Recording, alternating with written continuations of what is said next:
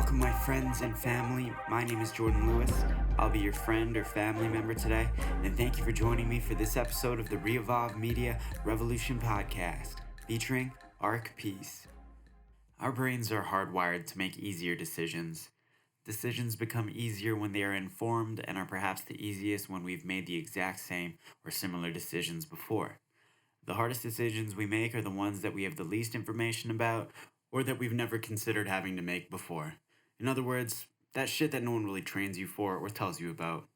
Well, I'm about to suggest something that might be on the tip of your brain, but other external pressures might have prevented you from dabbling into these forbidden thought processes. If you don't notice being caught in between validating your goals based on the perceived successes of others, or invalidating your shitty habits based on the shittier habits of others, then maybe this statement isn't for you, but that person or those people who you are using to validate and invalidate your habits, they're toxic for you. And you're toxic for them too. They're enabling you to be toxic, you're enabling them to be toxic. It's just one big cheerleader effect of toxicity. There is some good news, however. The cycle can be broken because it's kind of more of a closed circuit, if you will. But yeah, how can I make such bold statements, and what is the actual purpose of this knowledge? Arik Peace outlines some important perspectives and leaves behind some breadcrumbs in this interview.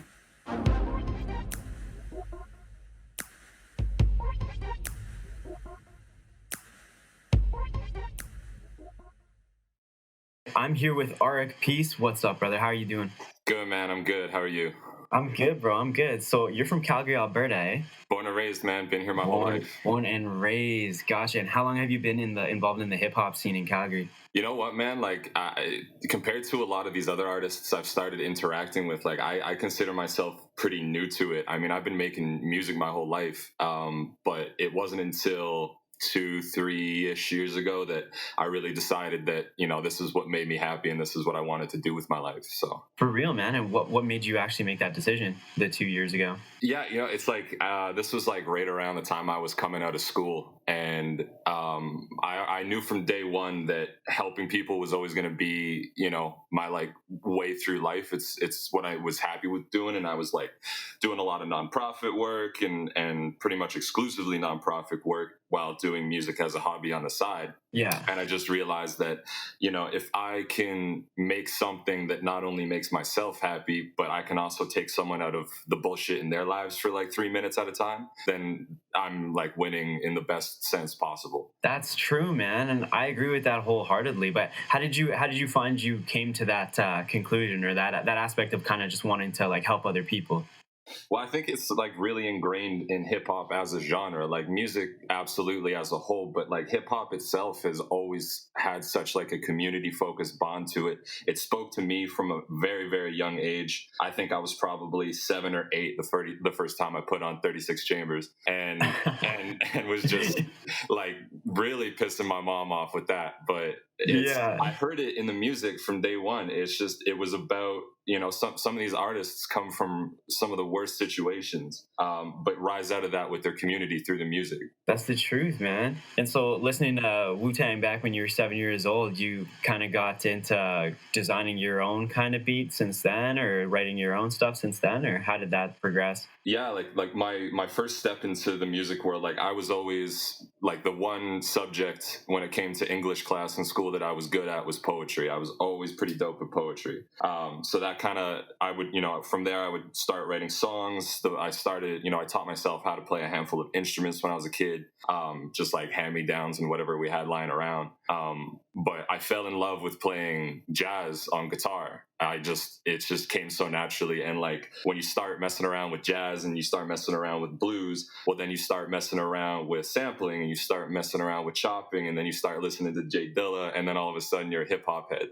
Yeah. It just naturally evolves and progresses into what it is now. Yeah, exactly. Yeah, I have a question on that. Someone asked me earlier, what happens next when hip hop is over and done with, or stops being kind of the main scene? What do you think the answer to that question is? Oh man, I find that fascinating because so I went to school, I got a business degree, and one of the main reasons is I'm a huge data freak when it comes to a lot of things. I love analytics. You And know your stats. yeah, I love, Okay. and like I love checking out charts that have shown like, how the most popular genres at the time have changed. Like without a doubt, in the 60s and 70s, the most popular genre was rock and roll, right? Like, Yeah. and if we're just talking sales numbers, but right now, like there is no question, hip hop is like the most dominant genre, at least in the Western world. Yeah, So, for sure. Do you have your own like charts and like graphics done for these stats? oh yeah, absolutely. I can send No them. way. I can send them your way, so you can You have a should look. send them my way, and we'll put them on your page when we get you up there. All right, for sure. They're That's sick, very man. cool. I mean, I'm a huge nerd, so that it makes me happy. But if anyone else is interested in checking it out, I'm more than happy to share. Have you ever shared it with anyone before? Oh yeah, for sure. Okay, that's dope, man. People who are also like kind of equally as interested in that kind of information as you. Yeah, and a lot of other artists as well. Like I think it is important. Like it's definitely easy to get lost in your numbers a little too much and worry about them too much. But it is something I think as an artist or a musician, really anything, you should pay attention to it, just because it can give you a lot of insight as long as you're reading it correctly. But that's the truth, man. Especially you can use it to identify where you are in a release. Like if you're about to make a release, if you just dropped a release, or if you're a couple weeks after, and see how it still contends. If you don't keep up with your analytics, you're falling behind on that information, and you can't really optimize and adjust, right? Exactly, and information is power, especially when it comes to your own whatever you're producing. And like a lot of artists might not have access to it; they might not know how to look at it the right way. And like, if I can help them do that, then again, it all comes back to that helping people out thing. For sure, man. We'll make sure that information is present and available. Yeah, but back to your main question about like what's next in terms of like hip hop. I am like so interested to see, because I feel like EDM and electronic music is still going pretty strong, but I kind of feel like it's even changing a lot already. I agree.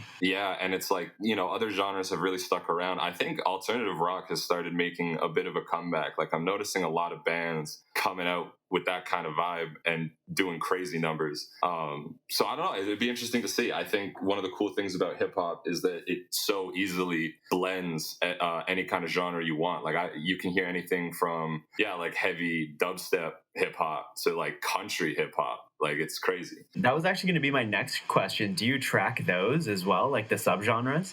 I try not to focus on those ones as much, just for the pure sake of like I don't have the resources to, because there's so many. Like that's a lot. I'm sure like big record companies are tracking that shit all the time, but they've got like $1 million servers to keep track of that. So no doubt, and that stuff's gonna get harder and harder to keep track of as people keep like crossing genres mid-track, right? Yeah, and we like to put things in boxes as people, but I think music is becoming a lot more ambiguous. That's the truth, and it's reaching a broader demographic for that reason. Yeah, like people might get mad about it, but I mean, like I like hip hop has changed so much since its inception in like the late 70s, and it's like a lot of it would be unrecognizable to someone in back in that time, but I think it's good for the genre. I think evolution is what keeps it alive. For sure. That's crazy, man. So has hip hop just kind of been the main genre for the longest time now? Is that kind of a safe thing to say?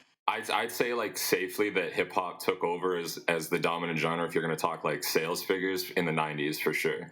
Like when pop music was at its peak in the late 80s into the 90s and even the early 2000s, rap and hip hop was going right with it. And it just took over. I'd say especially by like 2005, there was absolutely no question hip hop was like the biggest genre in the Western world.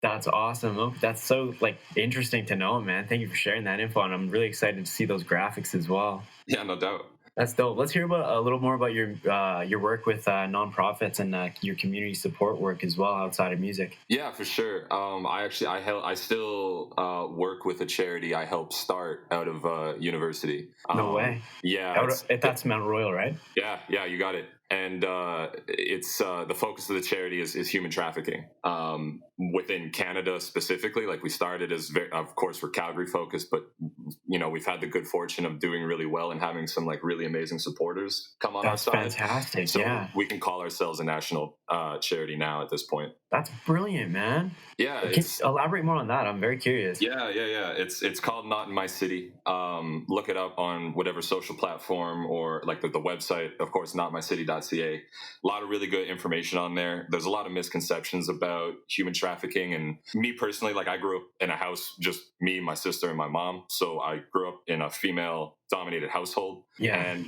when I started hearing more and more about this in university in one of my classes that eventually led to the inception of this charity, it breaks your heart, but it is also like, most people think that human trafficking victims are shipped in from overseas and shit like that. And it's not true. It's like, no, they go after university students. They go after what you would consider like middle class girls and things. I'm like, that could be my sister, you know? Yeah. So like, and are we talking about the people that kind of just get scooped up and then suddenly they're gone? Or are we talking about more the people who are kind of groomed into it? Definitely grooming. I mean, I can go into this for hours and hours and hours, but like, I wouldn't doubt it, man. I wouldn't doubt it. The big thing is like, oftentimes the evil of it is that the trafficker starts as a boyfriend, as a support line, as this and that, and then all of a sudden it's like, oh, we need a little bit more money for rent. Why don't you do this? And then we need more, and then before you know it, it's like it's slavery. Like, it is slavery, man. At the end of the day, I mean, it's a person held against their will, forced to do something with obviously no compensation.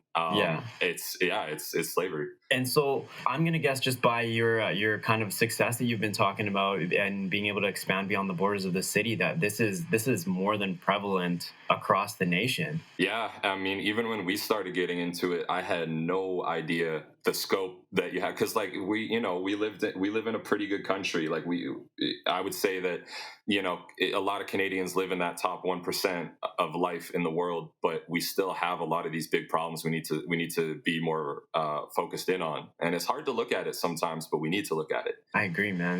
That's crazy. I'm glad you're bringing attention to that and shining a light on a very, very, very dark issue. Well, and we can't do it without the city, so that's why I'm like, the supporters make it happen. That's true, man. You've got our full support all the way. I'm excited to see how that grows alongside with your artistry. I'm so happy that we've learned that about you. Yeah, I really appreciate that. It's funny, the main founder of the charity is a country music artist named Paul Brandt. No way. Who's a born and raised Calgary boy too. Yeah, that's crazy. Yeah, so Paul and I always kind of joke with each other, because I'm not the biggest fan of country music and he's not the biggest fan of hip hop music. No way. But we have a healthy relationship there in making fun about that.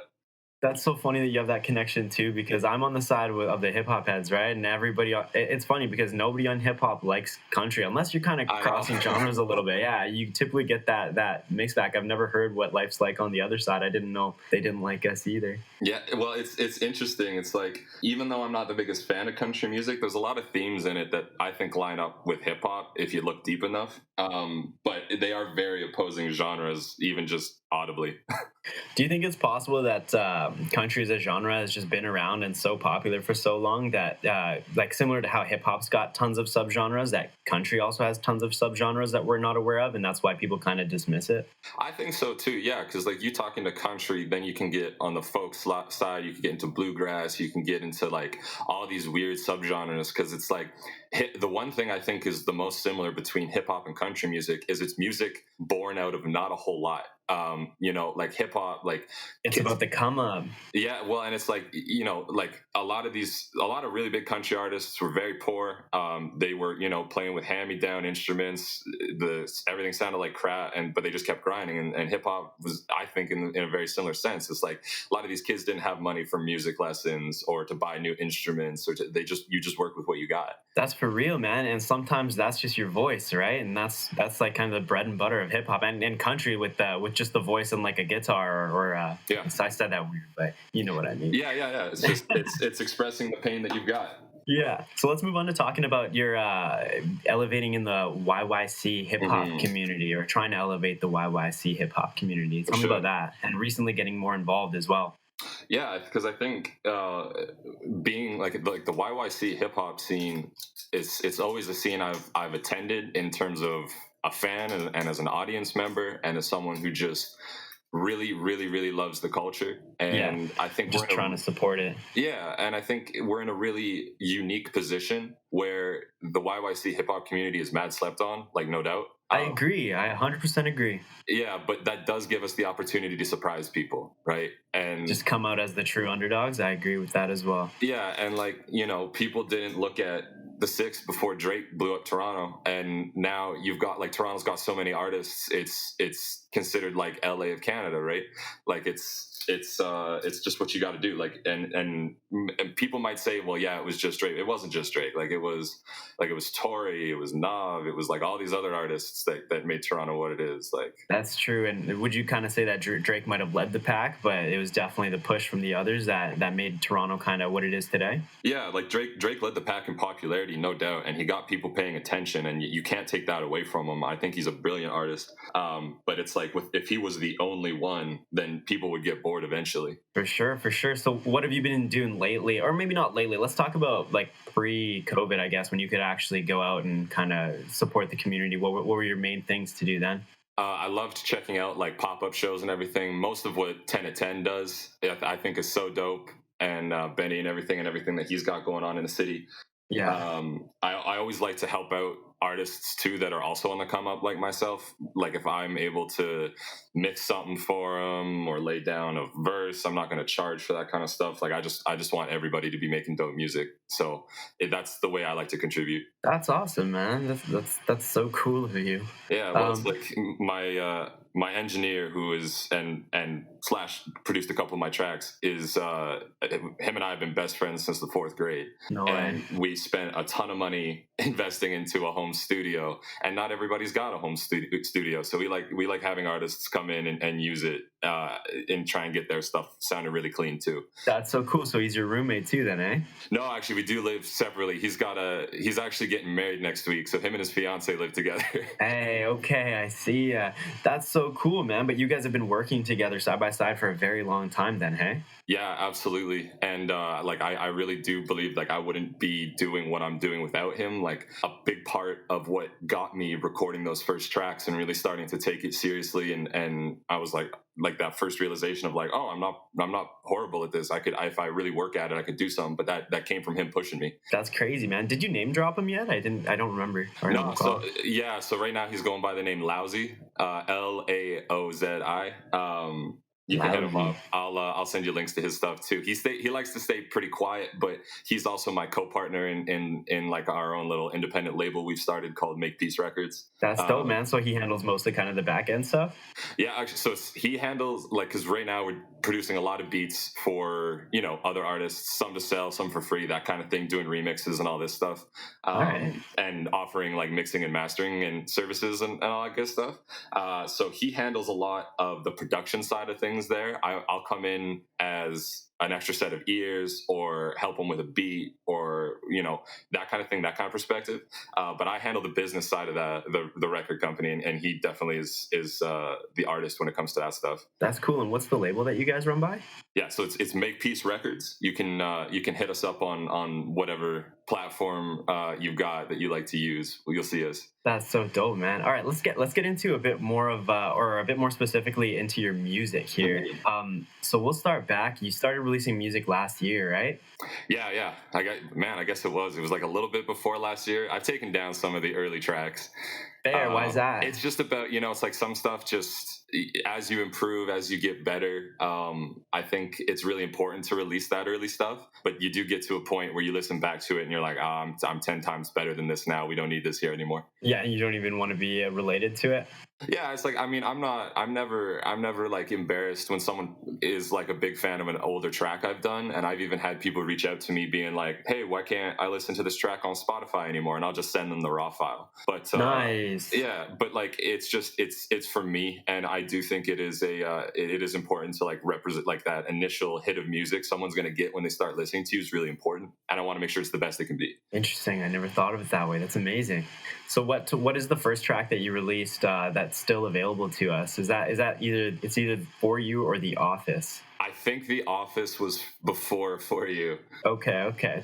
Let's talk a bit about The Office. Actually, what I'm seeing from your music, man, and I love this a lot, is that you kind of had the transition. It's actually just so true and honest, and it just shows where you were in your life when you were writing or making this track. Were you writing your tracks kind of simultaneously, or did you just do one track and then the next, then the next? Well, first of all, thank you for the compliments. I really appreciate it. Yeah, of course, man. It's like a cohesive project. Like everything you've put out, it's awesome. Thank you. I really appreciate that, and that's the goal. But no, to your question, I definitely have, I'd say at any given time, like I'm actually just looking at my in progress folder right now.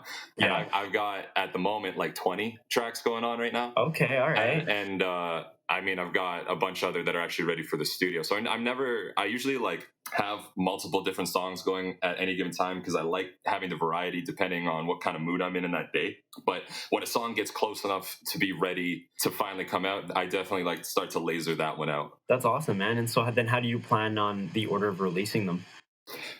In the past, it was very like just spontaneous and whatever I was feeling like. I think lately I've gotten a little bit more strategic with putting out songs and putting them out into like small groupings rather than doing singles. Because singles are great when you're building because you can give people like that repetitive, constant, hit of music. But I'm starting to move to projects a little bit more now. That's interesting. See, I hear both sides of that as well. People moving away from projects and people moving towards. Can you tell me your thought process behind that? Yeah, it's interesting because I still think at the end of the day, the artist should do whatever they just feel is right and whatever is going to be the most honest work that they can throw out. Like if they've got this amazing single track that just doesn't fit on an album, I mean, release the single, like drop it, just do it. Maybe, if you released it together with something, or maybe if you waited a day, you would have got some extra listeners or whatever. But I don't think it's worth it to worry about that. That's fair, because there's no actual secret to success or no right way to do it, right? No, definitely not. You just got to be honest and work hard. That's dope, man. I love that. So back onto The Office. I'm going to actually go through what I found, what your tracks meant, just because I feel like I can tell kind of cohesively what all the tracks mean and what they kind of sum up to in your most recent drop, your project. What's the title of that one? To Good Health, your 5-track there. Yeah. Yes. So we'll start with The Office. Just chatting about that. This is kind of you wanting to be happy in your 9 to 5 and just stepping away from the norm, right? Yeah, you nailed it, man. I did write that song in probably the course of 2 days. No way. Because I was just I'm not going to name the place I was working at the time, but I just really wasn't having a good time. What were you doing? You had a business degree, right?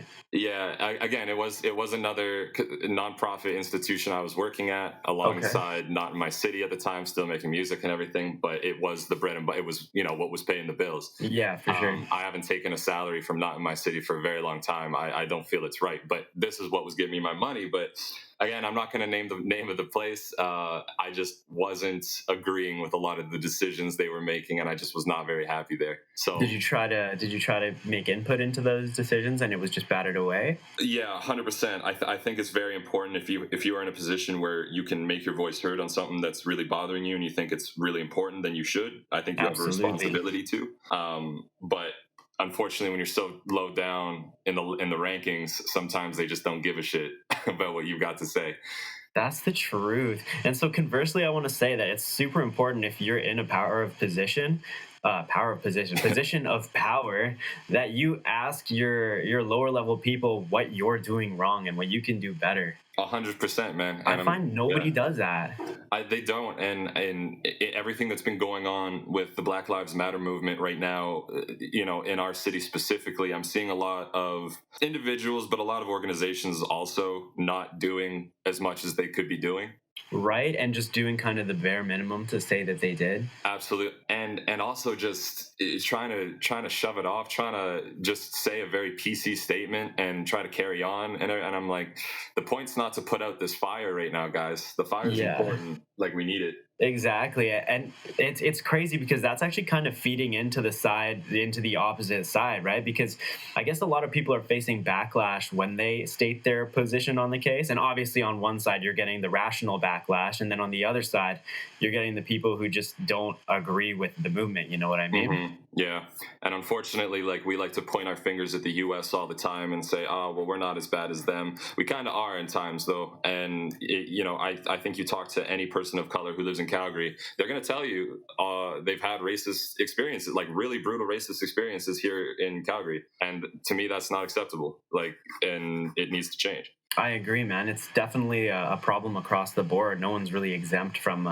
the systematic oppression that we've been facing for such a long time. Exactly. But let's not dive into that. Let's go Yeah, into sure, maybe sorry. we'll talk about that if we Yeah, have yeah, time. We'll go to your next track, Stuck. You got that mixed by Flunk. Tell me who Flunk is. So Flunk is actually what my bro Lousy was going by for a while. That was Ah, originally his name. He gotcha. changed it. But yeah, that was my first track that I think I got. Yeah, that was the first one I got over 10K listens on. Oh, nice, dude. How'd you get that? What's the secret? Dude, honestly, when I dropped that, I liked it, and I mean, my friends liked it. I thought people were gonna like it. I didn't think people would like it as much as they did. Yeah. And even looking back on it, I'm like, man, like we could have mixed this better, and like we could have done this better. That's dope. But yeah, no, like people still like every time I check my Spotify like artist dashboard, people are still listening to that track. That's crazy, man. And then more into the lyrics of that song as well. I'm seeing that you're kind of looking at you're stuck in your ways in a good way, and like your kind of newfound ways in your hip hop ways. Is that, and kind of accepting your identity and your role in that? Is that kind of what you're going for there? Yeah, like it was kind of like I wanted the song to come across as, it was weird because I'm talking about being stuck in my ways, but I'm also talking about changing at the same time. And the point was to be stuck in the idea of changing and pursuing this. If that makes any sense. I think it makes sense. It's more of a transitional stuck. Yeah. And like, exactly. And like the producer who helped make the song too is named Side. He's out of Brooklyn. He was also just like entering the culture, like the community, the hip hop community, and everything. And we were spitballing ideas for this song, and he felt the same way. So it just came very organically. That's dope, man. We're pushing in this first half pretty far, so I'm gonna kind of rush through the second half of your first year. Not rush. I will still give it some justice because obviously I'm gonna cut and paste. Just I don't want us to run out of time here. Yeah, for sure. Dope. Okay, so your next track, Better. Am I right in saying that this is you kind of like leaving a part of your past behind, or kind of is it kind of letting go of people, or is it like your ego, or what do you kind of? Yeah, it's like that song and the other track For You that came out like right after it were kind of along the same vein of it's wishing the best for myself, it's wishing the best for the people around me, it's wishing the absolute best for my fans, but at the same time like things are going to change, things are going to be different, and I might, we might go different ways in life, but I still wish the best for you, kind of thing. Yeah. And then so what made you come to that kind of acknowledgement or kind of realization that you had to do that? I just think the ultimate form of self-respect you can have for yourself is to show love to someone who might even show hate towards you. Okay. And that's a really hard thing to do. And I'm not saying I'm the best at doing that. Like, it's a hard thing to learn, but I think it's the right thing to strive for. And that just trickles down instead of just always being like, you know what, like you were a chapter in my life. You were part of my life. You contributed to my life. Thank you for that. But like, I got to go this way. I agree wholeheartedly with that, man. That's for sure. All right, and then moving on to Beam. Actually, I kind of want to elaborate on that a little bit more on your track. It was Better that we were talking about just right now. No, okay, let's move on. Actually, let's go. This is your show, man. You do what you want to do. Yeah, no, we're gonna hit the 30-minute mark when I was aiming for 20, but that's all cool. We'll hit 30 and we'll take a break. But we'll talk about On the Move. This is you kind of past that kind of relieving or acknowledging the stuff that kind of, I guess, isn't focused on your hustle and your future, and you're kind of talking about your hustle and your future, and you're a little bit speaking it into reality. This is a turn up song though, man. Like, let's call it what turn it up is. Song. Yeah. Let's be real. Like, I mean, there's sometimes you don't want to necessarily say anything super deep. Sometimes you just want a song that you and your friends throw together in an afternoon and have a lot of fun writing For out. Sure. And just being a goon. Sometimes, like, it's fun. So it's a bit of a flex. Yeah, I don't like the idea of flexing on the most part. I wanted this song to come across more as just like I'm a silly dude, and this is how I like to have fun. Like, gotcha. Like I'm not trying to necessarily rub anything into anyone's face. It's just like I'm confident in what I'm doing, but I'm also having a ton of fun doing it. That's the beauty of it, man. And may I ask how that track's doing in your demographic, or sorry, analytics? That one's doing pretty good too, actually. That one's still kind of up there. Because as a turn up track, it would be that track on that specific playlist that people are listening to when they're partying, right? Yeah, I noticed like that one. It doesn't get played. It's not like my number one played or anything like that. But it definitely has some of the most saves to like other people's playlists. That's what I was thinking. That's badass. It's good. It's a good one to like throw in there with other stuff. Yeah, and then I think you finished 2019 with the track Beam. Yeah, and that's like you're kind of portraying all about what your focus is right now, and like your focus past school. And let's actually talk about your schooling at Mount Royal in relating to that song. Yeah, like it's Beam was interesting because it was still, again, it was in the vein of a turn up. I wrote this one pretty close to On the Move, and this one though I wanted it to be a little bit more like a little bit trippier to it, a little bit more acknowledgement of where I'm from and some inspirations I've had in there. Like I've snuck some people into the bars and things like that, and I talk about Mount Royal, I talk about my high school, because like even today when I run into people I went to school with, you know, they barely recognize me, just because I've always been like this, but it's only recently that I really started to own it. So that's awesome, man. And so what was school for you, or who was Arik Peace back in those days? I was like, man, like straight up, I think of myself as like a really weird kid. Was or still is? I mean, I definitely still am. People just like me more now. Fair. Yeah, I find as you get older, it's the weird kids that start really making moves on societies, man, because they're the ones working. But isn't that the truth? They're the one who stepped away from the strategy, the regular pace, right? Yeah, man. I mean, Bill Gates said it. Be nice to the nerds; they'll be your boss one day. That's the truth. But no, it was. I definitely was like I had friends, like my friend, like core friend group through school and everything, which I was really fortunate to have. But I like all through school, I was focused on just doing stuff and working. Like I've been working since I was 15, and like I mean I had my parties, I had my fun in school, I had my turn up days and everything like that. But I was definitely a weird kid who was just like way too obsessed with his passions to give a shit about a lot of the trendy stuff. And in school, when you're not into the trendy stuff, you're the weird kid. Yeah, that's totally fair. But at least you pushed through and still got your degree there, eh? Oh yeah, for sure. Like I had like high school was tons of fun. The university was a different kind of fun. Still fun though. Yeah, and I mean you get a lot of independence at that point in your life, whether you want it or not. But like it was the first time I was learning something that I wanted to really learn. Because even though I was still so heavy into music as a passion, then knowing business helped. It's to this day still like I don't regret going to school at all because I learned so much that I can use in the music. And you're probably definitely going to use it all, and it's all going to take a play in your success in the near future. I wouldn't doubt that. I like to hope so. I mean, I would like to see someone try and slide a bullshit contract my way because that's not going to fly. Has that happened? I've had a few people try to do some shady shit with some clever wording.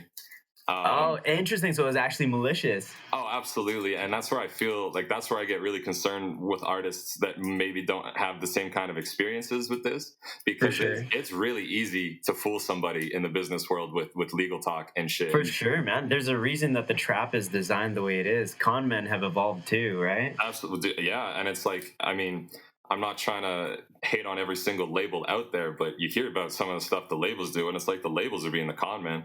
I agree, man. And we're talking like from the largest labels that you can name to even the small guys. They're just like kind of fucking the people that are their product.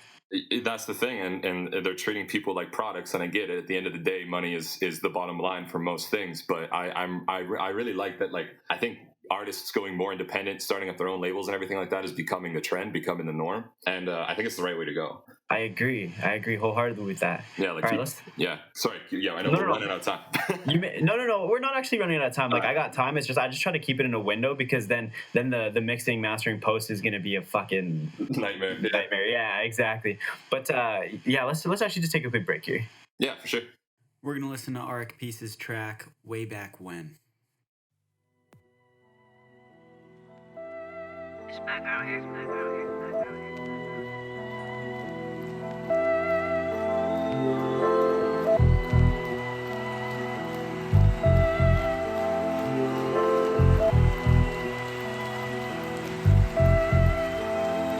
Way back when Ladies used to tell me I was funny, but I don't see them laughing at the money. Way back when we came to class high, I'll put it bluntly. Every day, redefine study. Way back when 2 a.m. corner store junkie, addicted to the slummies, getting gully. Way back when always used to dress in something funky, hat snapped back like a bungee. Way back. Let me start first just by keeping it real. I probably honestly would consider taking a deal if it meant every cent went to helping me feel as common sense would expect. Hey, I'm done with my spiel. Back when lifting liquor was my appeal, cause my arms was getting strong like my first name Neil. Kept a handle on my mental, gripping GM steel. Busted up, Oxyset and Pontiac on the wheel. Mental had me feeling like a dummy, wanting all this bread, but I'm still feeling crummy. See, people used to say I was lucky. Trust me, buddy, you ain't never taking nothing from me. Way back when ladies used to tell me I was funny, but I don't see them laughing at the money. Way back when we came to class high, I'll put it bluntly. Every day, redefine study. Way back when 2 a.m. corner store junkie, addicted to the slummies, getting gully. Way back when always used to dress in something funky, hat snapped back like a bungee. I had a thing with August, but I left her in June. And I would've saved some profit, could've spent it on booze. Yeah, we talked about life and all the things we could do, cause the future seemed bright and we had nothing to lose. But you blew your own cover, you regret what you choose. Say you'd smoke your own mother, now go choke on the fumes. You a vaudevillain lover, eating vomit as food. And I told you, motherfucker, I'm addicted to doom. At least I can say I learned my lesson. I've reassured myself, got straight and cut the guessing. Well, now I'm all in on progression, cause if you got it, then you got it, no exceptions. Way back when ladies used to tell me I was funny, but I don't see them laughing at the money. Way back when we came to class high, I'll put it bluntly. Every day, redefine study. Way back when 2 a.m. corner store junkie, addicted to the slummies, getting gully. Way back when always used to dress in something funky, hat snapped back like a bungee. I readjusted vision, kept my focus and frame. Now I'm working on my flame to up my confidence game. See, my aim was on shame and pinpointed on pain, cause it's hard to see the sun when you're drowning in rain. Yeah, jack of all trades, yes I do most things. And I wanna cop a jet so I can stretch my wings, just to stay my reign. I wanna pop champagne, cause how the fuck you touch me if the sky's my lane? One last thing I gotta mention, you gotta stop making doubt and misery your best friend. Yeah, improve your mind state, that's the lesson. Then drop ties with the fake ones on your tail end. Peace. Ladies used to tell me I was funny, but I don't see them laughing at the money. Way back when we came to class high, I'll put it bluntly. Every day, redefine study. Way back when 2 a.m. corner store junkie, addicted to the slummies, getting gully. Way back when always used to dress in something funky, hat snapped back like a bungee. Way back when. Way back when. Way back when. Way back when. All right, and we're back with Arik Peace. How you feeling, bro? Feeling great, man. I'm feeling great. Yeah. I'm having a dope time. Yeah, that's good to hear, man. You and me both. So let's get on. We were talking about your tracks there. I think the last one we left off on was Beam. So let's move on. I think, and correct me if I'm ever wrong or if you ever like feel like interjecting on this, but your next one would be Certified Life. Yeah, that's correct. All right, let's hear about your thoughts on that track and your process on it, man. Because I feel like individually, all of your tracks just kind of convey one specific aspect, and you just kind of extrapolate on it. You know what I mean? Yeah, for sure. Like Certified Life was this track I started writing because this was at the point where I was. I don't like to use the term blowing up. It's not accurate, but I've been getting more attention. And okay, all right. People in my life not directly in my life, but like people that knew me but didn't know that this was what I was doing now started reaching out to me and being like, is this actually you? Did you actually make it? Like just being really, really shitty about Why that. were they skeptical?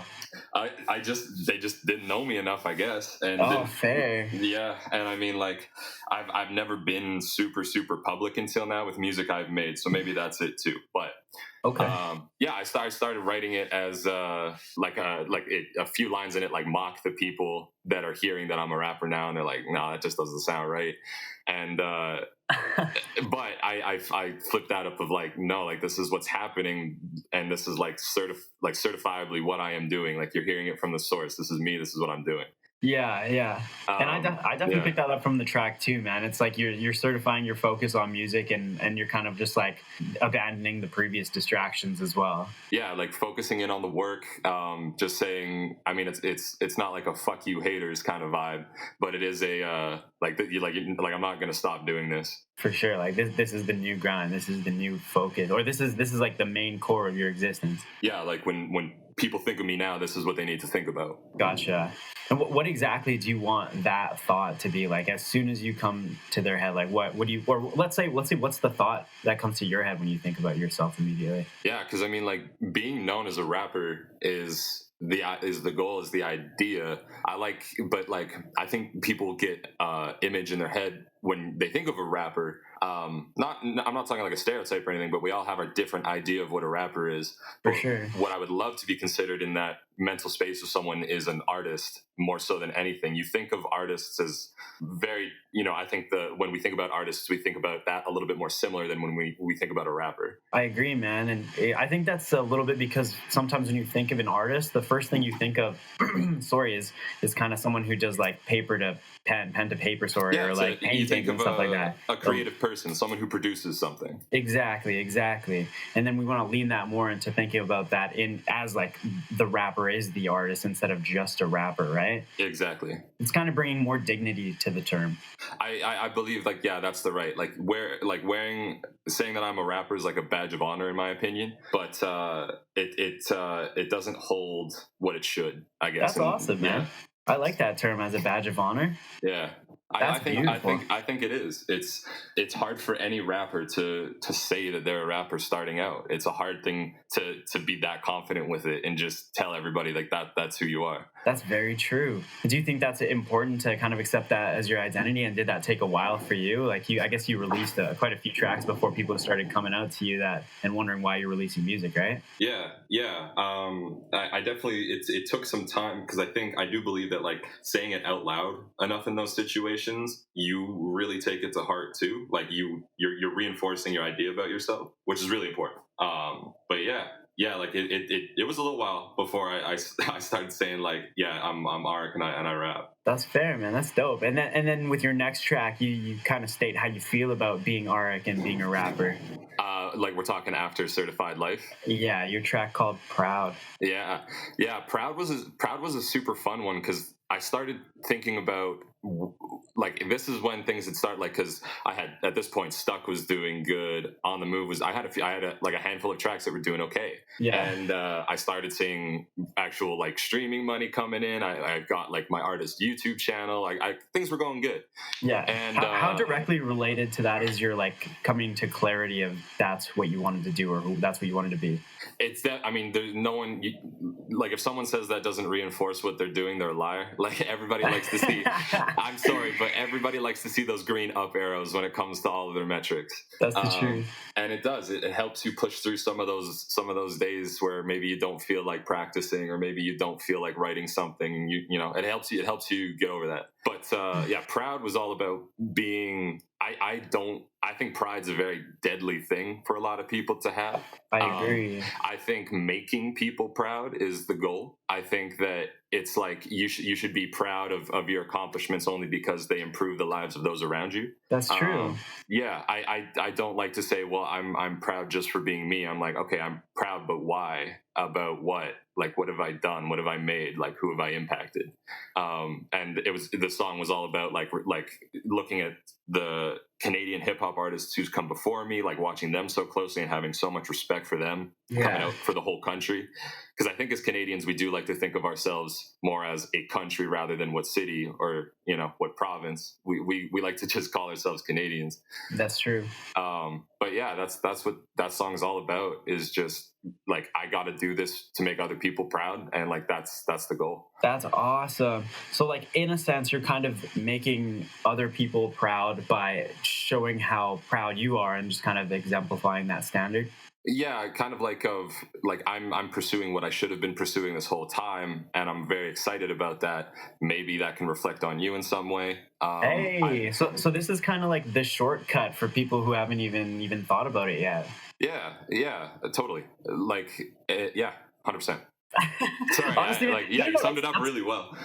I want to say like that because I want to sum your entire like series of music as like it's actually like kind of a manual to get to that state of mind, and it's actually kind of like the timeline of how you got to that state of mind. Yeah, man, I really appreciate you saying that. No one has ever called it that before, and I really like that. So I'm gonna steal that first of all and use it going forward. Yeah, dude, for sure, of course. Thank you. If you use it before the interview drops, though, you better give me a little touch of credit. Oh, 100%. No, I'm playing, man. I don't give a shit about that. Transfer a little appreciation.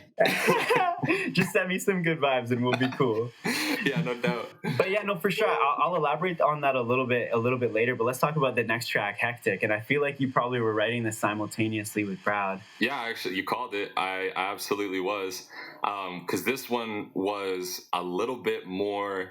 I got a little bit more serious with this one. Proud was like a very uplifting kind of feel, and that's what I wanted it to be. I wanted it to make people feel good.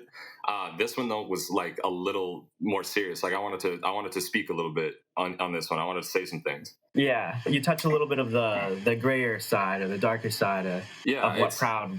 It's just the honest side of it, I think, because it's hard to cut people out of your life when you know they're toxic. It's hard to lose people around you for whatever reason. It's hard to like be honest about who you are and just own that shit. It's hard, and it's amazing when people are able to do it, but I don't think people talk about how you get there enough. That's true. Yeah, you just see the end product. It's kind of a step that's missed, and I feel like what we were talking about earlier, and this was off the record, but that underdog thing is not a lot of people hear about how long and how like tedious and how like unfulfilling that process can be, right? Yeah, like if you're looking at something like this and you're like, I could do that, or this is easy, then you're not looking at it closely enough. Like that's just facts. You have no idea what it actually is. Yeah, like I think if a smarter person would be able to be like, oh shit, no, this is serious. This takes some crazy work. Like you got to respect that. I agree. And then not only that, but an even smarter person will make their own thoughts come from it. Like they'll have their own perspective. They'll acknowledge what you're saying, but they'll see how it relates to them and have their own entirely unique perspective. Yeah, exactly. That's fucking awesome, man. I love that. One of the ways that I tried to describe your track Hectic was that it's like kind of coming to terms with those gaps in your life, like as you explained, like letting go of all those things that didn't really serve you, but then also kind of like defragmenting that mind space. Yeah, that's a good way. That's a good way of putting it, because I can't really think of another way. Yeah, no, it's true, because I do bounce around quite a bit in terms of topic with this song, because I do think that if you're going to tell people, well, okay, go own what you're going to do and then show out, and I'm not doing that in the next line, it's a little hypocritical. So if I'm going to say like, work really hard at this, build a community, blah, blah, blah, and then I'm not able to say something sick immediately after as a rapper, it's important. Like it's important. Because you're not an artist at all at that point. You're literally just kind of like, I don't know, a computer could do that. I'm a lecturer like that. You're a lecturer, exactly. Yeah, and you should still enjoy the song. It shouldn't feel like I'm down talking anybody or being like a disappointed parent. I hate that shit. Yeah, I feel that, man. And speaking of bouncing from topic to topic, I'll bring up a couple of topics maybe in that song, because you did talk about quite a bit, but let's elaborate on maybe like fuck the police. What's that about, man? Why are you saying fuck such a respectable and well built and structured and beautiful? Fuck, man, like it's the whole I understand every time you say something like defund the police and you'll immediately get people who are abrasive to that statement. It goes against their core beliefs. Every fiber of their being resents it. It's weird though, because the statement itself, just to defund the police, does not mean abolish police. It doesn't mean fire police. It doesn't. Well, it does sometimes. You're right. But it just means, hey, we're going to take some of the money that's not working and put it to something that is working. That's all. Like, I don't understand. And I think that's the main thing why people are against it, is they don't understand that that's all that it means, is to put it into better resources to help the police, if that. Yeah, it's like no city in any good conscience is going to do something that increases crime. Like, don't worry about that. That's not like, this is, you're going to see better results doing this. Like, Exactly. if you're worried about, you know, violence and whatever it is you're worried about hurting you in your life, then you want someone to protect you from that. This can do that. And it's because, like, not every problem should be solved with jail bars or a bullet. And that's just like that's life. That's the truth, man. And I think it sums it up that it's not that there's going to be more criminals if we defund the police. There's just going to be more rehabilitation. Exactly. And it's like, when these people can fix whatever is inside them that's got them to that place, they can be productive with the rest of us again, like, in whatever way that is for them. Dude, imagine how big of a step that would be for our society. Like, imagine if Canadians led the front on that, and then it kind of like infected the rest of the world with that mentality. Sorry, infected is probably not a great word to use right now. No, you know what I mean? Ideas are infectious, and I think that would be something that Canadians could really be proud about. You know, like, that would be something that we could say, yeah, like, this is a really good thing we've done. What do you think would be, and I'll give you my idea after you give me yours, but what do you think would be the best way to get people on the side of defunding the police, in the respect that it's like a fantastic idea that helps everybody involved, and we're not kind of shitting on anyone? I think what people would respond to most, and unfortunately this does require that people have, you know, a basic level of sympathy and empathy, but if you start getting more and more people telling their stories of not just their negative experiences with police, but how positive rehabilitation techniques aside from prison have changed their lives. And because that's just showing the rest of the people that this works. Like, if you give them proof that it'll work, you know, they're a little bit more inclined to come onto the right side of the fence. I agree with that wholeheartedly, man. Yeah, I'll give you. That's a brilliant idea, and I think we should definitely use that. Do you think we're actually doing or making steps to make that happen, to prove that the alternative resources will work? I hope so. I think we're still we're so close to just the starting line for that process, though. Right now, like, yeah, I really feel like we've only taken like a step or two in the right direction, right? Like, I agree. People are just starting to talk about it now. Like, it takes time. Okay, I'll tell you my solution. And I literally just thought of this while we were talking just now. So this is kind of like a co-idea, if you will, have this with me. Yeah. But imagine if we get the police on the side of defunding the police, and like from the perspective of if we could give them the resources to learn the different jobs that would replace it, you know, because they're already kind of trained in some aspect to deal with that confrontation and to deal with and they've been through the experiences. So why don't we provide them with the resources to approach mental health things, and instead of calling them a police officer, call them a mental health officer or something else, you know, like branch them out and specialize them. I totally agree, man. Because like in all of the stuff that I've read, I've only seen it was like a tweet from an officer somewhere in the States agreeing with defunding the police, but that was just like one instance of that I saw. Yeah. Whereas like I would like to talk to certain officers about this idea, because I do think you need to listen to both sides of the table, even if one side of the table is increasingly wrong. I agree for sure. Just like with the country music thing. Yeah, it's just the right way to go about it in the long run. But I would like them to, like, I don't know, like maybe cops feel like a lot of the situations they go to, they're not equipped to deal with, and they would prefer someone else who is trained to do it. Because I mean, like, you know, I mean, it's fucked a lot of times, and like I don't know if I just got a badge last week and I'm coming to like this addict out of his mind, just like I like fuck, what do I do, right? Like I don't know how to. Dude. As a cop, my only solution here is to put him in cuffs and put him in like the drunk tank. Like that is what I can do as a cop. It's not going to help him though. Yeah, man. I feel like with technology, and this is no excuse for society, with the level of technology that we're at, and this could be done like boom tomorrow. Just slap a body cam on the police officer that's handling these altercations or whatever you want to call them. Slap a professional in their ear, like with just like an earpiece, relaying them live feed, and get them to direct the interaction. That's cool. That would be, because you're right. You could totally do that. Like, we have the technology to do that. We have the technology to do that. We can do that for free right now. I can go onto Twitch right now and see some dude IRL streaming in the middle of the street. Exactly, with literal people messaging him on Twitch with what to do next or something like that. You know what I mean? Yeah, and he's got like 3,000 people watching his phone stream or whatever. Like, come on, we can do a professional in the ear of a cop. We can do that. Like, and we can pay these professionals exorbitant amounts because they're doing absolute phenomenal work in preventing. Oh my god, sorry, I don't want to rant about this anymore. I'm gonna get too passionate. But yeah, man, it's a very serious conversation. It's very important one. But yeah, you get passionate talking about this. For sure. This is in the center of the conversation, man. You are. Let's move on. Yeah. I hope this doesn't elaborate as much as that one did, but we'll jump on to one of the other topics you touched on in Hectic that I found interesting. You explicitly say this: sharing a bed with, and I'm thinking it's your ex at the time or current ex. I don't know how old the context of this song is. Yeah. I mean, it was. Are you allowed to talk about that, or should we cut this from the interview? No, it's fine. It was not like a. It's not so much. It was based on a person. Okay. It's more talking about like what's the best way to. It was like just kind of like a clean breakup. But it's more of the idea of what I'm talking about in the first lines of like I'm acknowledging certain things, but we're still in bed. Like, I am using it as a metaphor, and yeah, there was a girl at the time with this issue, but the two just overlapped. Let's just say the two overlapped very well. Okay, and it became more of a symbol than an actual literal reference.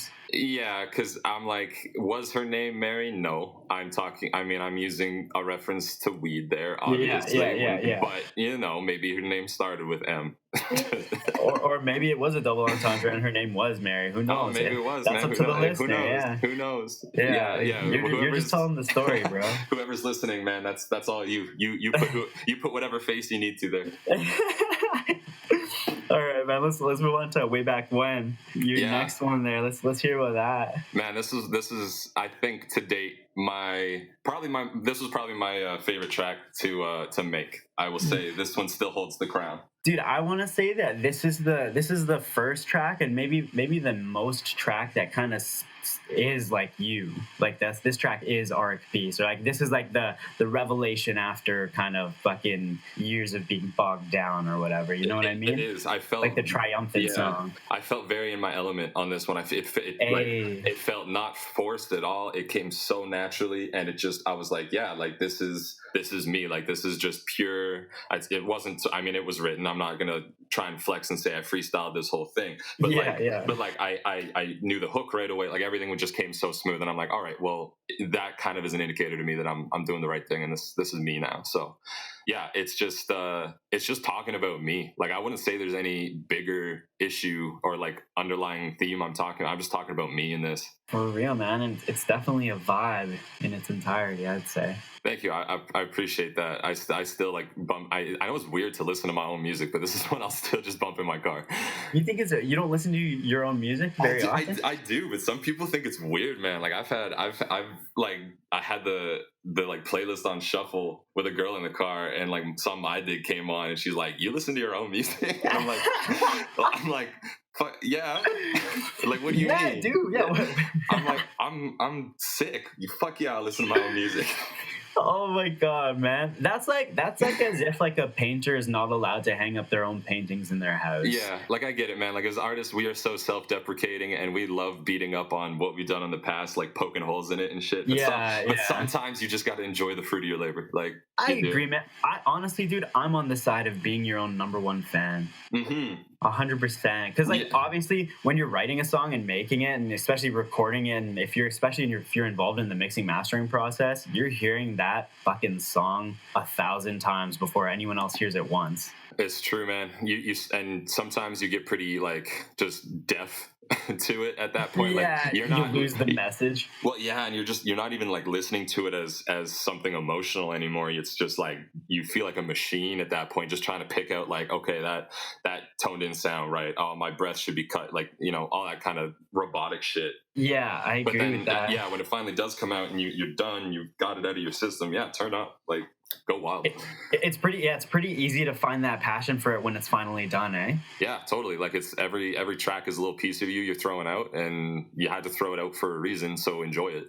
There you go, man. I love that. And then after all those were all singles that we've previously mentioned, right? Yeah. Then you dropped your first project. Yeah, To Good Health, man. And okay, this is where I found that. This is where I came up with that idea that like your music is kind of just like a summary of like all the shit that you've been through, and you've just like you've literally summarized it and just made it easy access, and it's like literally a manual to all the shit that you've been through, so that people don't have to like kind of go through that actualization themselves if they listen. Honestly, obviously everybody has. No, sorry, you first, bro. Yeah, no, I'm just gonna say like because I think this is really important. I don't think you can ever fully get somebody to get to that point by something you can do. I mean, at the end of the day, it is something that they are going to have to come to in their own way. However, if you can just share a little bit of your story, maybe they can see some wisdom in it and use that for themselves. That's for to me sure, is what should be done.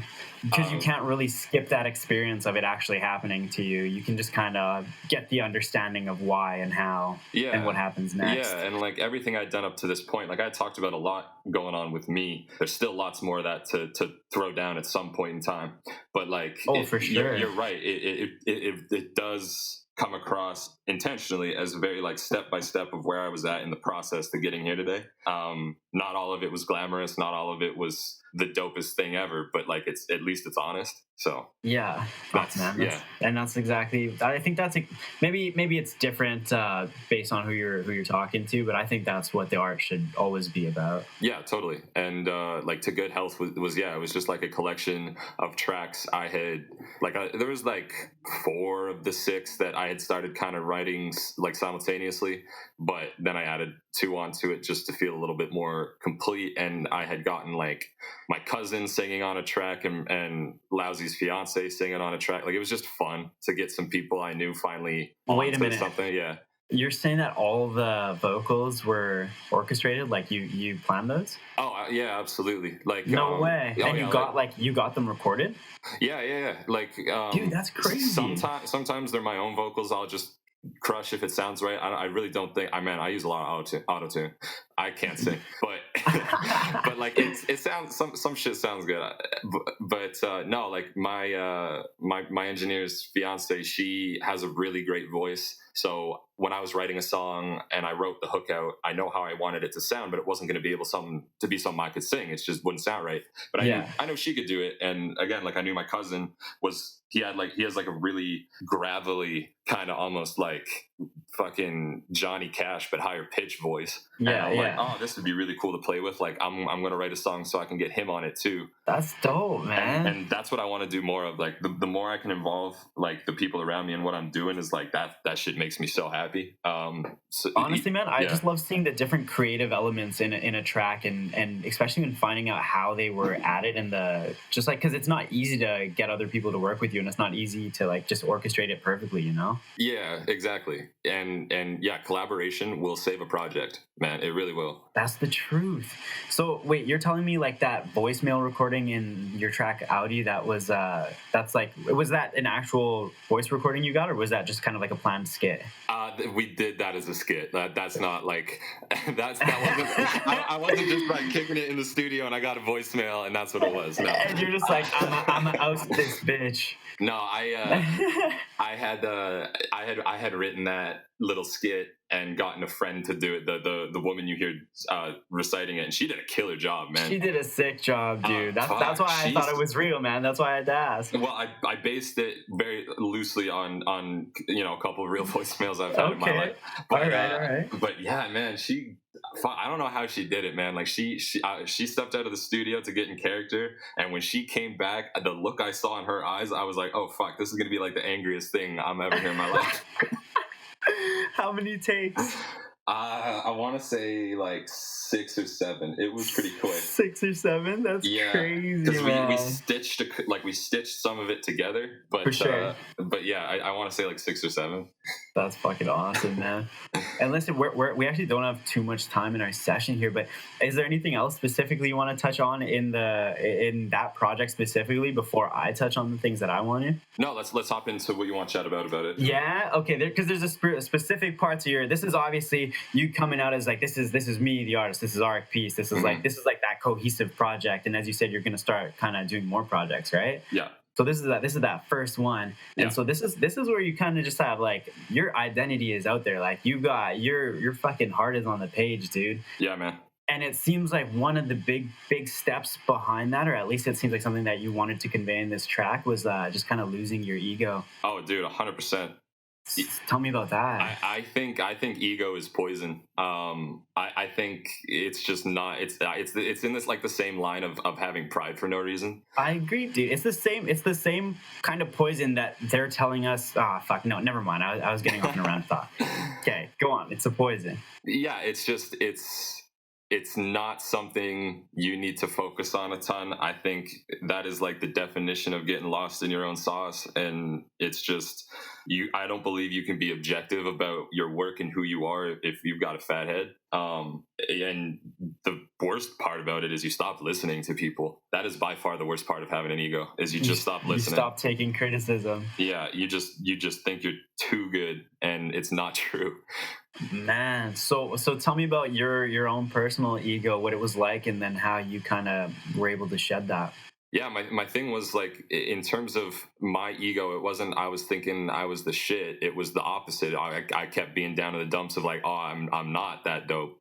And that was also a bit of my ego getting to me. Like, is this going to be the wrong thing? Is this going to put me in the wrong way in life? Like all this stuff. And to me, that's, like with that's your the music, ego. with approaching music? Yeah. With dropping what I thought I was going to do for the longest time and hopping just headfirst into this. Okay. I wholeheartedly 100% was the right thing to do.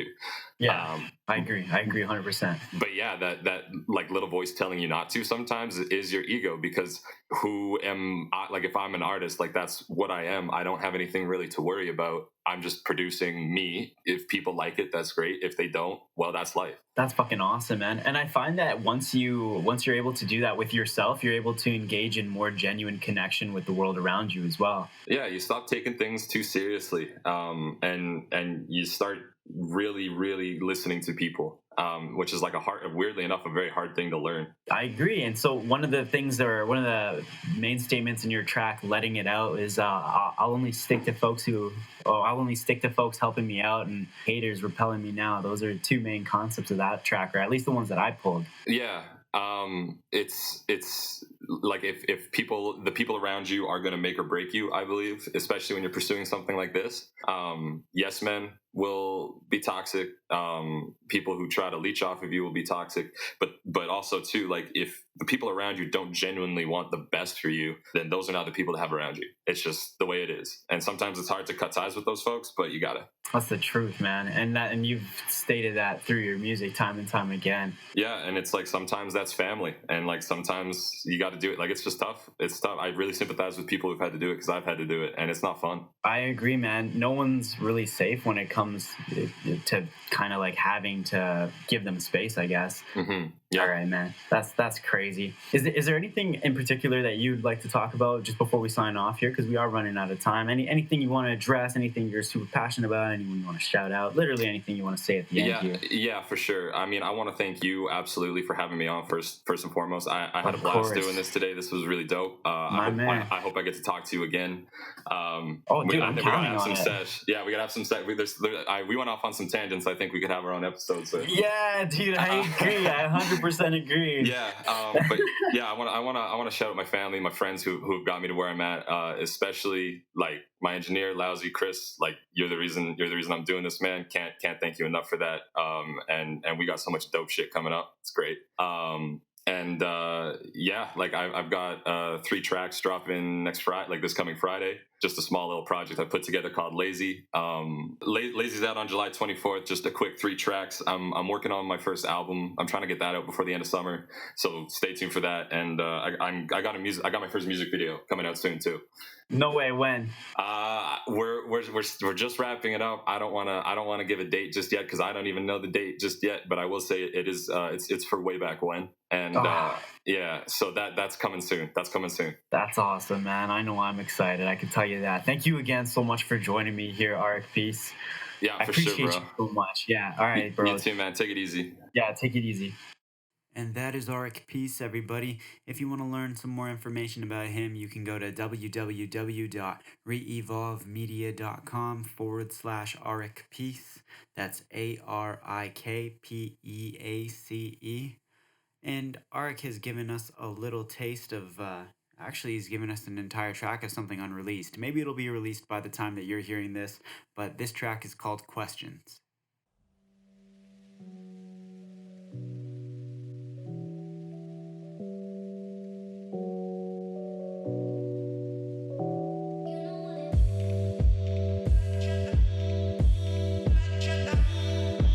One of the most intriguing discoveries of modern science is the fact that there is nothing in this world that even approaches what might be called truly solid. This is the landscape that I'm interested in portraying. What are you two doing sitting there? I'm also not only portraying it, but I'm working in the style of it. Information is power. Imply. I've got a lot of questions, so you know I'm being honest. Now depression keep increasing when the drugs are staying honest. When we cry between the wheezing, yeah, I call it hydroponics. And I know this shit ain't easy, but I hit off limit topics. Your lives can fall to pieces and no one can seem to stop it. Even I don't have the reason, so please tell me if you spot it. Imperfection is the season, I'm the furthest thing from flawless. But one day I'll have the answers and my peace will turn to profit. How we gon' start out on something we didn't even know? How we gon' puff up on something we didn't even grow? How we gon' shut up when all we know is how to flow? How we gon' blow up if I go fuck the status quo? Why you wanna hate on every single thing we did? Why you wanna take out every single thing I hid? When I follow destiny, carpe diem where I slid. Why you asking all these questions? Just shut up and let me live. See, if I wanna succeed and fill my bank up with money, it should seem to me my enemy is named Comfy. I wanna be all I can be, but my balance is clumsy. So I studied Charlie C since it helps to be funny. Dictated conviction, please just stop and listen. Like a sniper shooting blind, you don't know what you're missing. Hitting an instant, shooters enlisted. Look far enough ahead and you distance the vision. I'm coming for you clowns and you don't even know it. Cause I'm aiming down my sound and my vision is loaded. Shot my head into the clouds, I really hope that you notice. Cause I have a lot of questions and I'm losing my focus. How we gon' start out on something we didn't even know? How we gon' puff up on something we didn't even grow? How we gon' shut up when all we know is how to flow? How we gon' blow up if I go fuck the status quo? Why you wanna hate on every single thing we did? Why you wanna take out every single thing I hid? When I follow destiny, carpe diem where I slid. Why you asking all these questions? Just shut up and let me live. Oh, what's up? Humans, for the most part, don't have a clue. They don't want one or need one either. They're happy, they think. It's not so bad. But why the big secret? People are smart. They can handle it. Get an insight and you know something, you know? But you don't want to say it out loud because you're kind of afraid that it's not going to be really true and it'll spoil the whole thing for you, you know? Let's hurry and finish this guy off. I'm ready for these lessons to be over.